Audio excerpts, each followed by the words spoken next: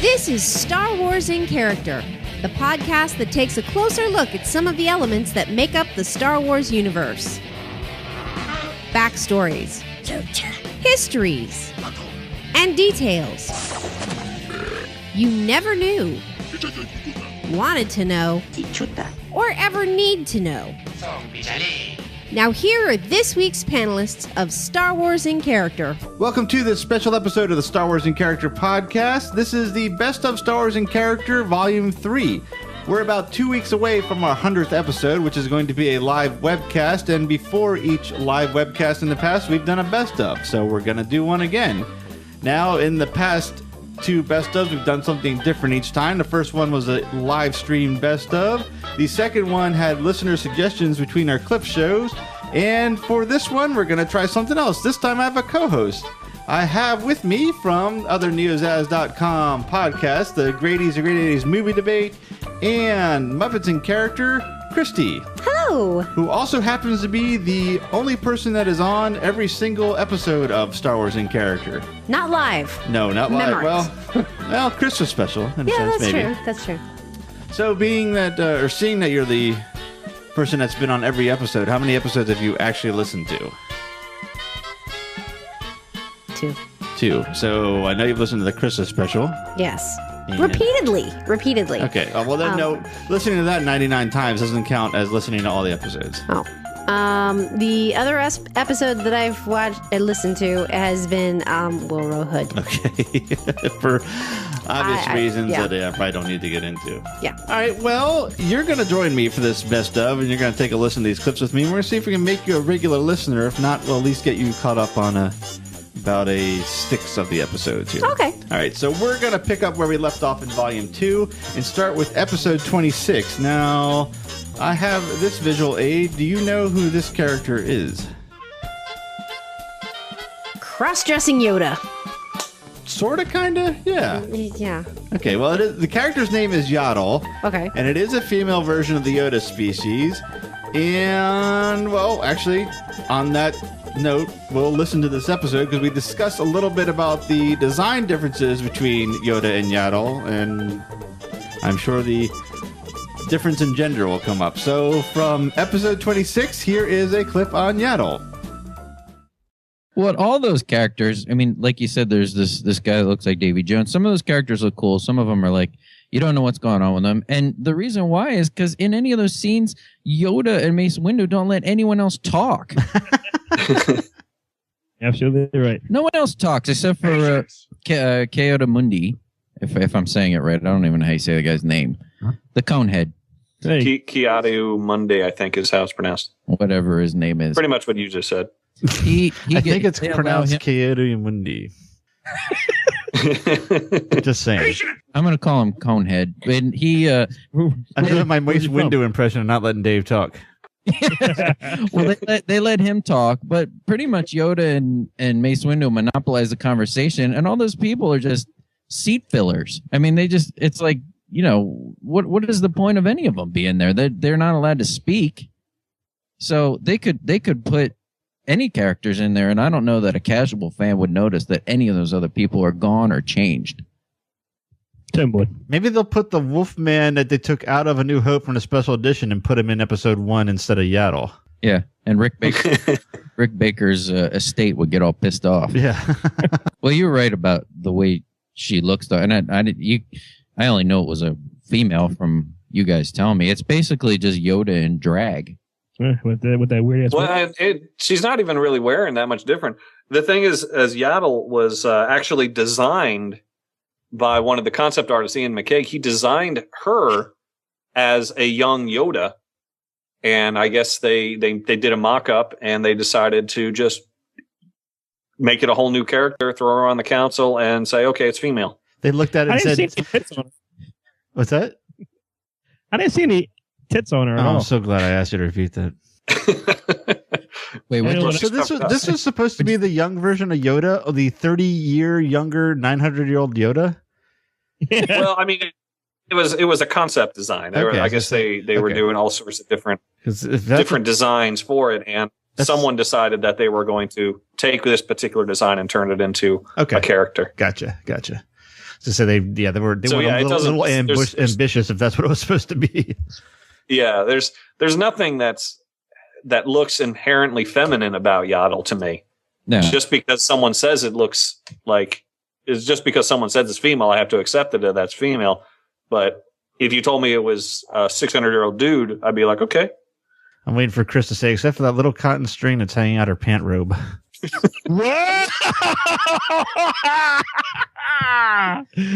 I love it.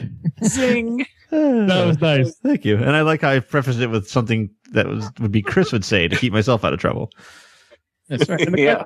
The last little thing I have is Yaddle was a puppet, obviously operated by a puppeteer by the name of Phil Eason. And he's done a lot of puppetry on many films, and the three that popped out to me were Little Shop of Horrors, Lost in Space, and the Hitchhiker's Guide to the Galaxy, the film version that had Sam Rockwell from a few years back. He had a few other credits, but these are the three most prominent ones. So you're saying that there was a male's hand up the Mm-hmm. Okay. Interesting. Just wanted to make sure. Good. And that's all I got. There's nothing that makes her female other than long hair. I mean, it's like a pretty simplistic view of the galaxy to think that the female version of Yoda would just have long hair. Yeah. Yeah. And he gets older, all the hair is on the side of his head and not on the top. Yeah. When Yaddle has it on top of her head. But the first thing I thought when her hairline is pretty high up. I mean, I'm looking at a picture of her right now, and she's got like a 5 instead of a 4 head. She's got like a 5 head. It goes way back to like the middle of her head. But there's no hair on the sides. Like, that's what's weird. Like, female has... There's a little bit of hair on the side, yeah. I bet there is. She has the opposite of a landing strip. Oh! Oh, jeez. see what you've done. I said nothing. How would it sound? Now, how would it sound if Yoda and Yaddle had some alone time in the tree trunk together?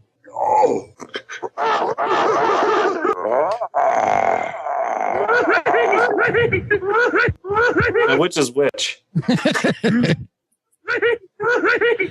put your weapon. I mean no harm. How was Yaddle? Okay.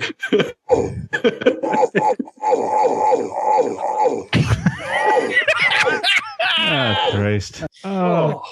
The first thing I thought when I saw her was I immediately started thinking of E.T. when Gertie dresses E.T. up in the drag. It's the first thing I thought of. And I just watched Gremlins with my son the other day, too. And there's a couple, I don't know what makes them female gremlins, but they have lipstick and wigs on. It looked exactly like Yaddle. Were there boobies? I think there was. Weren't they wearing bras? No, I'm being serious. There was a few gremlins that had on tops, bikini tops. There's the one that flashed Phoebe Cates. Mm-hmm. Mm-hmm. Oh, my.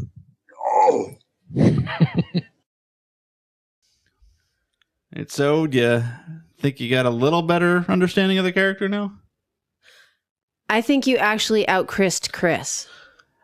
I did momentarily, but when he has that soundboard, I mean, he trumped me pretty quick with the soundboard. I don't know, but yours was like right. Yeah, well, in fairness, that was only like a 4 or 5 minute clip, so I'm sure I'm not even speculating. I know for sure. Yeah, that little droplet of mine is nothing compared to the rest of the episode. Okay. All right. Well, anyway, we'll move on here. This was this character. Well, first, let's see if you recognize this character. Looks like a juicer with a body. It's what the heck? His head was an engine part, but it was. You said juicer, and it made me think it was a beverage dispenser in A New Hope. But anyway, that's not the point. This point is They have a beverage dispenser as a character. Well, it was. He wasn't. Wow. No, I probably gave you too much information to confuse you. But it's you should know who this is. I mean, this was one of the cards. Yeah, we gave away. actually, I do know. Okay. IG-88. Yes, that's one of the character cards we gave away at our Wizard World Philadelphia appearance. And you signed one of these cards for one of the artists from our ArTmor project that we met there. That was cool. That was very interesting. All right. So, yeah, meeting him was interesting. I thought, yeah. No. No, and actually, I had quite a few conversations with Ted. He's awesome. Yeah. Woot woot, Ted. This character was actually picked after our very first live webcast, episode 25. The chat room beat us in our trivia showdown, and they picked this character. So, I'm not even going to bother. You probably don't know anything about the character, do you? Not a I will tell you this. He did have a pretty complex backstory, and one that we were kind of, I think, avoiding. I don't pick the characters, but after Tim struggled to get through this, I think we were avoiding it because of the character. And from episode 27, here's an example of that. This is a clip about IG-88's ridiculously complex backstory. The bounty hunters always end up fighting each other, it seems. And I remember an IG-88. In fact, they came out with a series of figures that were the bounty hunters versus each other. And well, here's a weird thing is, and there's this story, IG-88B getting destroyed, but I could have swore he shows up in the novel Shadows of the Empire, and I don't know if it's one of the other three IG-88s. It's been a long time since I read Shadows of the Empire, and I remember that was the first modern release of an IG-88 figure was on a Shadows of the Empire card. It was him and Shizor came in the same package, and that was the first time we got to see a new IG-88 figure since 1980. that is what I'm thinking of. They did. It was like a Boba Fett versus IG-88 or something. Oh, that's what it was. Yeah, it was a Boba Fett and IG-88 in the same package. Yeah, they came in the package. They were even facing each other in the package. I could picture it in my head. Okay. And that was which IG-88? A? You know what? I don't remember. I have the book. I haven't read it probably since 1996. There was an IG-88 in at least the Shadows of the Empire game. I haven't read the book. I'm with you, Tim, in a long time. I don't know. I don't recall exactly how well the book and the game coincided story-wise, but there wasn't you did face off IG-88 in the game at one point. But I don't know which one. And I wish I hadn't brought it up because now I'm more confused. It's been, I know Chris has that game and we played hours and hours and hours on that game, but for the the Nintendo 64, but I don't remember. I remember the Mountain Wampa. And that's about it. Well, I'm glad the listeners picked this one because when they first picked it, some people were putting names up there and I was like happy to do whatever. But then when that started getting more votes, I was like, oh, cool. Yeah. So it is an interesting story. When I'm condensing it down, I am following a little bit better than I was when I was trying to read it, and especially when I read the short story, I was like, my God, I want to blow my brains out. And maybe that would have made a more entertaining show, but I'm not sure. But now that IG-88B is dead or gone, destroyed, there's the other three to contend with. One by one, they all get destroyed, but I believe it's IG-88D. I don't remember which one. See, he's really got it out to destroy the people of the universe, the organics, and he finds this computer core that he finds out is going to be destined to go to a new Death Star. This is the Death Star 2. So he decides to leave the shell of his body, upload his consciousness into this computer core that is going to be sent to the Death Star, the second Death Star. So he gets put in this computer core. The computer core gets entered into the second Death Star. So technically, the second Death Star is a really gigantic version of IG-88. It's the IG-88DS. Yes. The DS. But an IG-88, just to be a dick, he's not really doing anything. I mean, obviously, I understand why he wants to take over the Death Star because that would be his chance to go planet by planet and destroy everything once they get everything up and going. But to be a dick about things, the only way he exerts his dominance over the Emperor and people on the thing is by opening and closing doors. He doesn't do anything other than that. It's like that's awesome. A door opens and then someone tries to walk through and he shuts it real fast. That's all that he does. And there's a digital giggle. Hee hee hee. Yeah, he's like hee hee hee. Beady beady beady. So Tim, in a way, you could say that Lando and Wedge killed IG-88. Lando and Wedge put the final nail in the coffin of the IG-88 franchise. Thank God. So Lando, That's cool. and that's really what was screamed at when he went yeehaw, and they zip out. And then we had 9 next to him, just going nuts. Yeah, blub, blub, blub, blub, blub. That's all. So, I love that story, Tim. That's a cool story. You savaged. I was about to not upload this episode, but because of that, you saved it. That is cool. Ghost in the Machine. Now you know why fans picked IG-88. That's right. See? Yeah, I mean, the power of the many have chosen a good character for us to eat. And I said before, not my favorite character.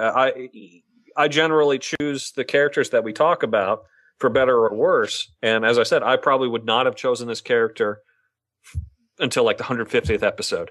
And it turns out that this turned out to be a good story, an entertaining story. So thank you, people. We'll definitely do this again so you can improve our podcast. So you can pick IG-88D. Yes. Next time around. I'm waiting for Chris to say IG-88 double D. Oh shit! Rewind.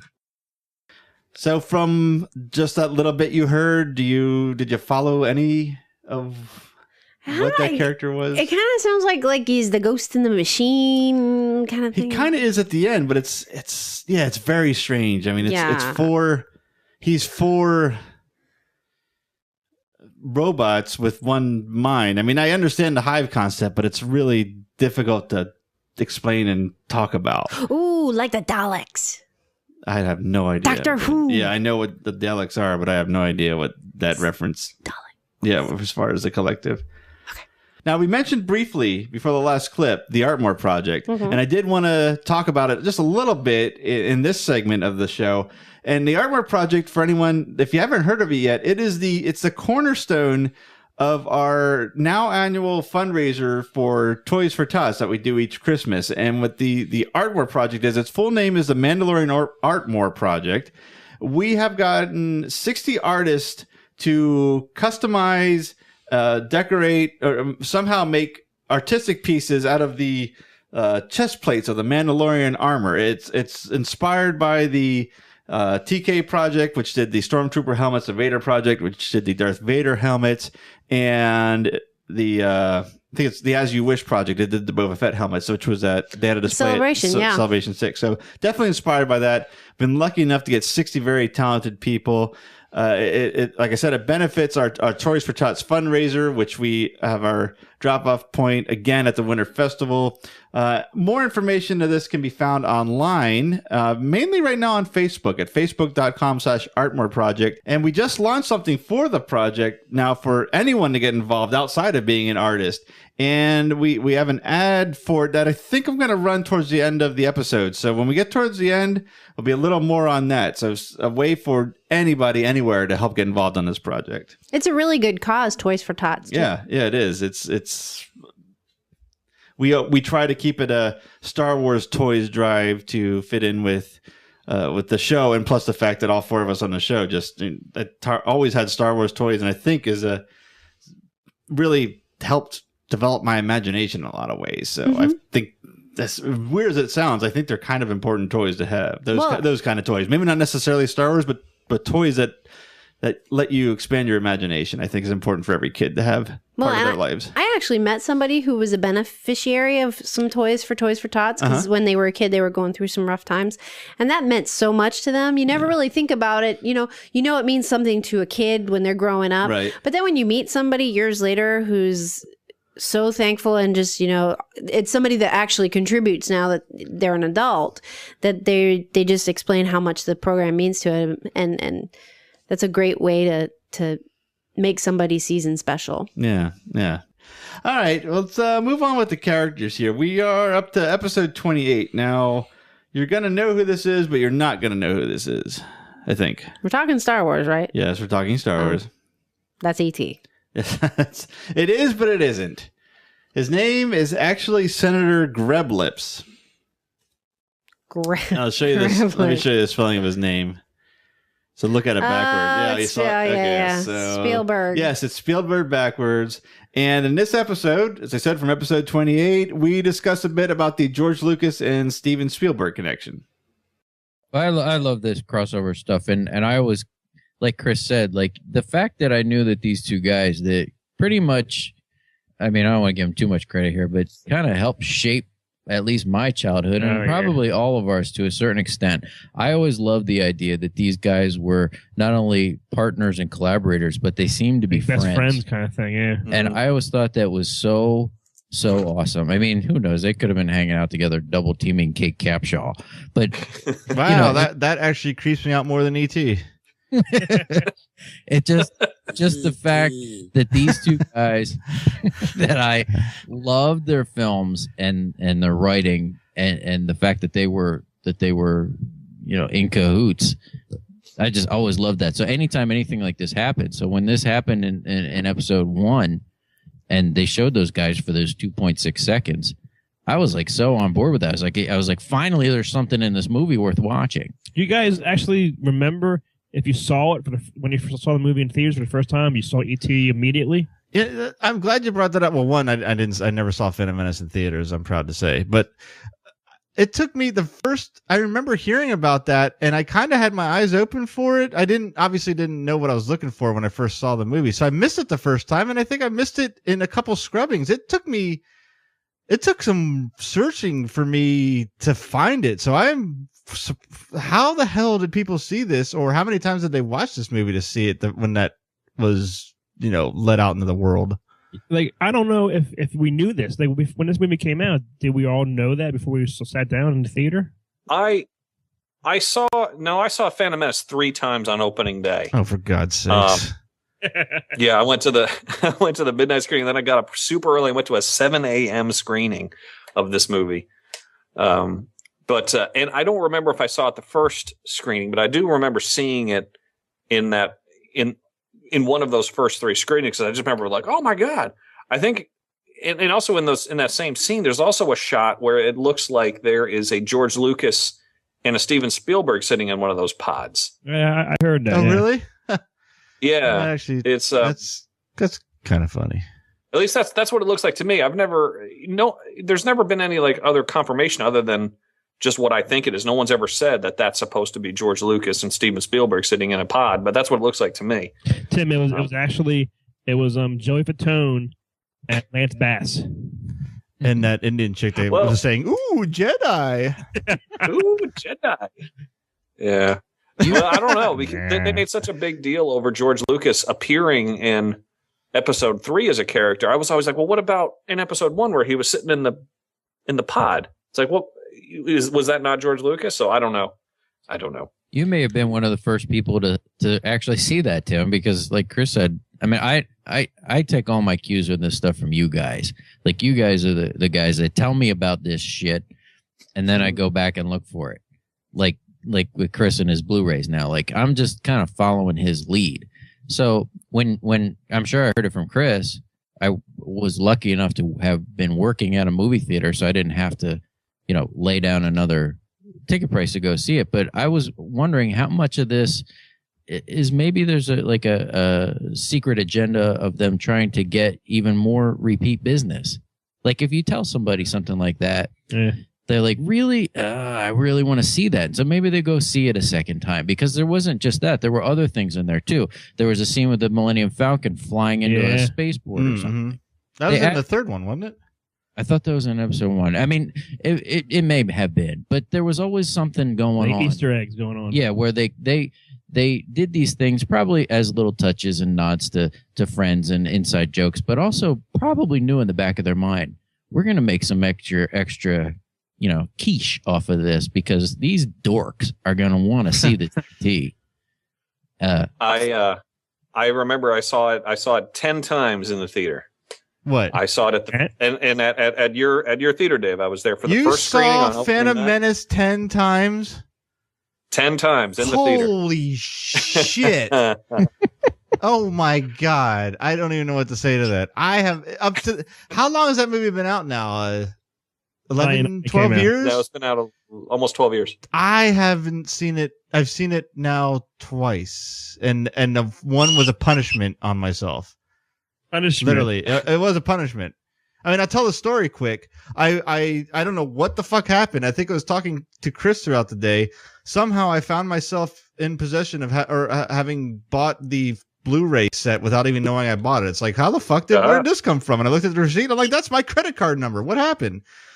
So I had to punish myself, and I'm not allowed to watch any of the good stuff till I get through the prequels. I'm only 10 minutes into Attack of the Clones. That's how long it's taken me, and I've had them for a week.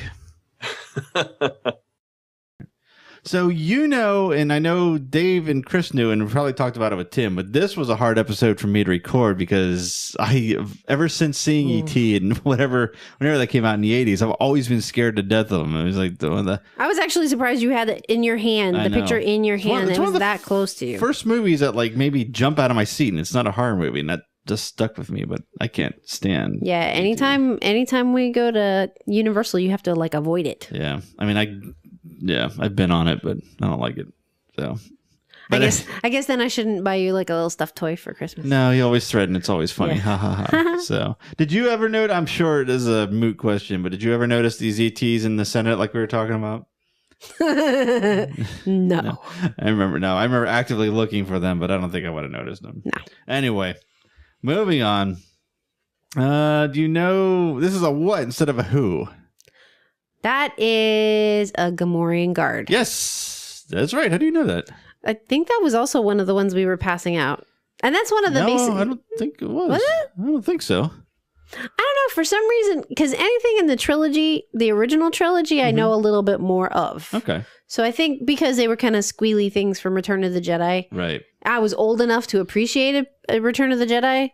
It's a little piggy thing. Yeah, I understand. Yeah. Okay. Well, that's okay. That explains that. That's cool. This, I think, was the first episode where we discussed a species rather than a actual character, but it ended up being a bit of a discussion on a couple characters because going into it, we didn't know that each of the Gamorrean guards we see in the movie did have a backstory. Now, I did pick one because it's probably one of the oddest backstories out of any of the characters we've done. Was it Squealy McPiggerstein? No, it's actually Jubnuck, so you were close. Jump. Yes, so for more on that, this is actually pretty much the entire story because they're short stories. That's why we got so many fit in this one episode. But this is not only the oddest of the episode, but I think even with 99 episodes behind us, this might be the oddest backstory. So from episode 29 about the Gamorrean guards, here's some more about Jubnuck. Some stories have this Jubnuck, even though you see him get his head bit, they have him surviving. In the God! What? He survives in the Rancor's stomach. Oh, what? How? He gets his head bitten off. Yeah, he gets chomped on. Those teeth pierce the skin. Well, and go deep. I'm in total agreement with you, but I read this online that some stories have this. If you look up Jubnuck, this one the one that we know the name and the one that goes down with the guard or with the Rancor, he survives that according to the backstory. And I don't know if he's pooped out or what, but for whatever reason, because of what's in the Rancor's stomach, he can survive it. Headless? Oh, that is such crap. Yeah, he has no head. Well, I when know. Dave? As he walks Sorry, like attacking Dave. Sorry, Dave. He's the Ichabod Crane of Gamorrean guards. How do you see where he's going when he comes out of his shithole, the Rancor? Gee. Yeah, I would like to see. I would like to see the Gamorrean guy crawling out of the Rancor's gullet and just like wiping whatever's in the Rancor off his body. That would actually be kind of an interesting scene. Well, if you aren't on our Facebook page, I'm proud to say that Jubnuck did survive the first round of the tournament, and he has moved on to the second round. Whoa, that's right. So, thank God for that. Absolutely, just like he survived the Rancor, he did. That is crap. So go on our Facebook page and vote for good old Jubnuck. There's a scene on the new Blu-rays of a pile of Rancor shit, and you can see the guard walking out of it. And woo, that was rough. Where's my head? Brushing off his arms, just like, oh man, that was tough. Where's my head? Reese, find my head. Yeah, that was a cool figure though, and the axe you're right was cool because it was a novelty. Yeah. Wait, this makes you. I had to see what the hell Dave's talking about, or whoever. Which one of you two brought it up that he survived? That was you, Dave. Yeah, it was you, Dave, right? Yes. This sentence. This needs. This just. Now this actually leaves me wanting more. It says, claims that he was later cut out of the stomach of the beast, still alive due to the discovery of a lucky talisman found inside the stomach. What lucky talisman? What is that? He's waiting. I got company. And there's no link to the lucky talisman or anything. What the hell does that mean? Yeah, it can only get in there if it was belonged to somebody else that's eaten. And what is, yes, that's a whole other story. You're right, but what is it? Is it something that healed him? Okay, maybe, but that is not an explanation at all. Yeah, I want to see that deleted scene. They cut him out, and he's like, "What's up?" Yeah. Oh my God, that has actually led to many more questions. So what do you? Jubnuck should survive onto the next round of the tournament. Let's get maybe number one. A grassroots. That's actually number 2. He came out number 2, Tim. But I'm jumping. I don't understand how he even fell down the pit to begin with, because he's worked there for a while. He knows there's a hole there. Why is he standing so close to the hole? Well, is he just standing so close to be very convincing that there's nothing wrong? No, Luke, no. There's nothing going on here. Look how close I am standing to this. No, it's ridiculous. He actually, I mean, Jubnuck is slowly becoming one of my favorite characters. He is the Secret Service agent of this clan of knuckleheads who really, what lack security is going on? I mean, Bush walks in, no guards. No, nothing. I mean, she walks in with a 9-foot, grizzly bear, and these guys don't even know she's here. So the security is crap to begin with. But Luke goes in and he gets the gun out of one of these dirty guys' holster, and Jubnuck goes after him. He leaps on. He's ready to take a bullet for Jabba, falls down the pit, and they'll just laugh at him. That ain't right.